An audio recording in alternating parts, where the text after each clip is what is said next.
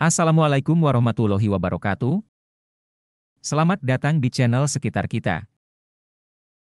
Seringkali kita mendengar pembicaraan yang membahas tentang hodam. Bahkan akhir-akhir ini viral dalam cek hodam online. Hal ini tak lepas dari masyarakat Indonesia yang sangat suka dengan hal-hal mistis. Dalam tayangan kali ini kita membahas sisi bahaya memiliki hodam.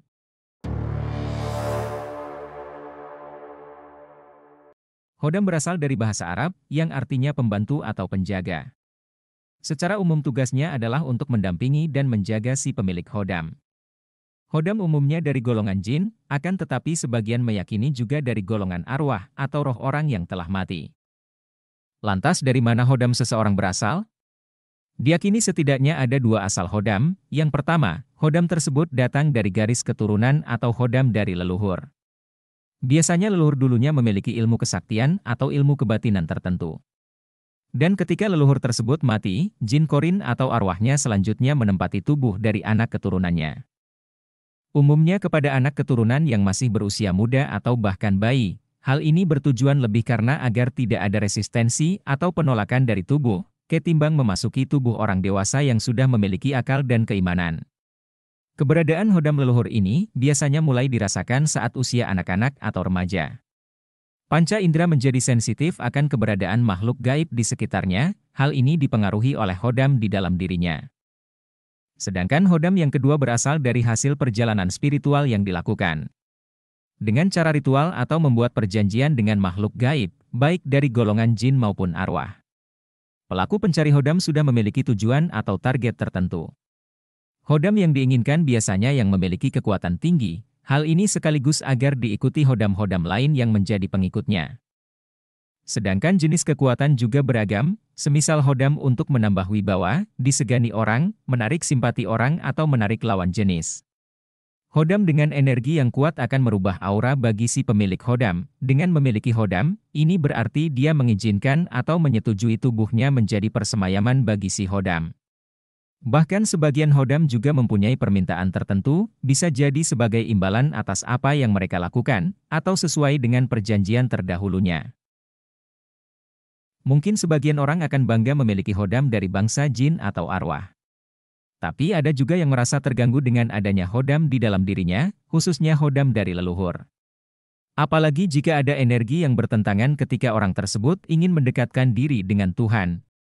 Berdasarkan pandangan Islam dan perspektif rasional, memiliki hodam memiliki banyak bahaya dan risiko yang dapat berdampak negatif bagi kehidupan seseorang, baik secara fisik, mental, maupun spiritual. Risiko yang paling berat adalah terjerumus dalam kemusyrikan, yaitu menyekutukan Allah dengan makhluk lain. Ini merupakan dosa besar dalam Islam. Dalam Islam, keyakinan untuk menyembah dan meminta tolong hanya kepada Allah Subhanahu wa Ta'ala. Dengan memiliki hodam, seseorang akan merasa terbantu dan ditolong ketika sesuatu menimpa dirinya. Ini jelas akan merusak keimanan, bergantung pada yang selain Allah. Belum lagi pertanggungjawaban yang berat menanti kelak di alam barzah sampai akhirat. Resiko lainnya adalah menderita gangguan mental dan psikologis. Berinteraksi dengan hodam dapat menyebabkan gangguan mental dan psikologis, seperti kecemasan, kehilangan fokus, dan gangguan mental lainnya. Orang yang memiliki hodam tapi belum memiliki kesiapan mental, bisa menjadi sangat paranoid dan selalu merasa diikuti atau diawasi oleh entitas gaib.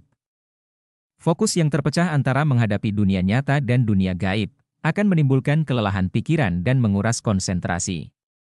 Akibatnya hilangnya fokus, akan mengurangi kemampuan untuk bertindak mandiri dan rasional dalam menyelesaikan masalah kehidupan. Akibat lainnya, memiliki hodam akan mengurangi keyakinan pada kemampuan diri sendiri dan menghambat perkembangan spiritual dan mental.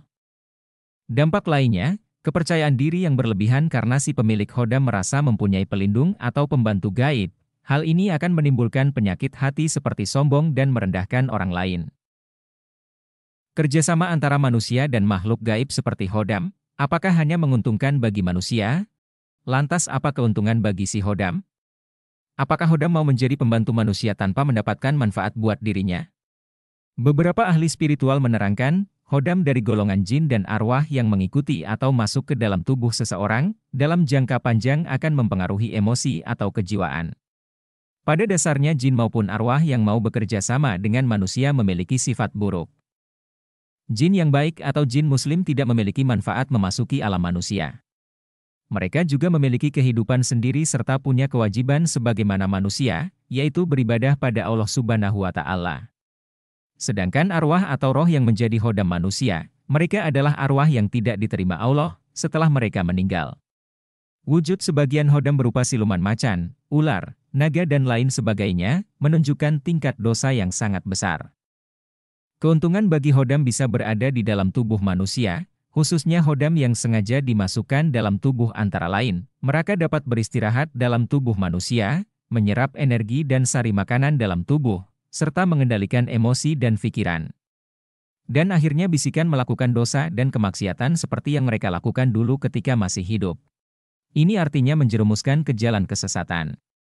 Hal ini lebih mudah ketika si pemilik khodam semakin terlena dan jauh dari ibadah kepada Allah Subhanahu wa Ta'ala. Khodam tidak akan rela meninggalkan tubuh manusia sampai manusia yang ditempatinya meninggal dunia. Pada akhirnya, kerugian besar akan dialami pemilik khodam. Tertipu dengan bujuk rayu keuntungan dan kemenangan sesaat dan merugi di akhir masa hidup dan kehidupan setelah kematian.